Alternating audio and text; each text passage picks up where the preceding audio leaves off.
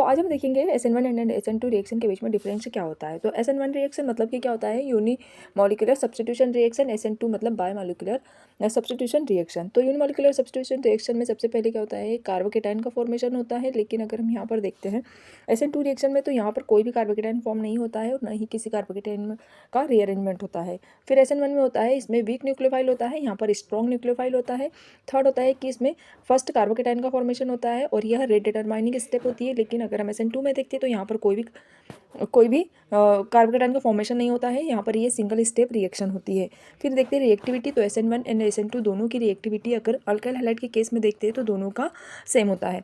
फिर आता है रेट ऑफ रिएक्शन, किसकी रेट ऑफ रिएक्शन सबसे ज़्यादा होती है। तो अगर हम SN1 के केस में देखते हैं तो यहाँ पर rate of reaction directly proportional to stability of carbocation.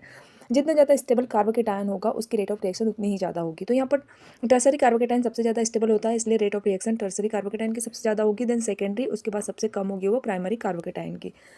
SN2 के केस में देखते हैं तो यहाँ पर rate of reaction inversely proportional to steric hindrance है। जितना ज़्यादा स्टेरिक हिंड्रेंस होगा उसका रेट ऑफ रिएक्शन उतना ही कम होगा। तो यहाँ पर सबसे कम स्टेरिक हिंड्रेंस प्राइमरी में होती है, तो इसका रेट ऑफ रिएक्शन सबसे ज़्यादा होगा। देन सेकेंडरी और टर्सरी की रेट ऑफ रिएक्शन सबसे कम होगी, क्योंकि सबसे ज़्यादा स्टेरिक हिंड्रेंस टर्सरी कार्बन में ही होता है।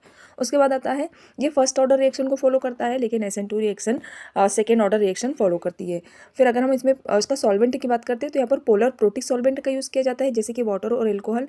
लेकिन अगर SN2 में देखते हैं तो यहाँ पोलर और प्रोटिक सॉल्वेंट का यूज़ किया जाता है, for the example DMSO and acetone.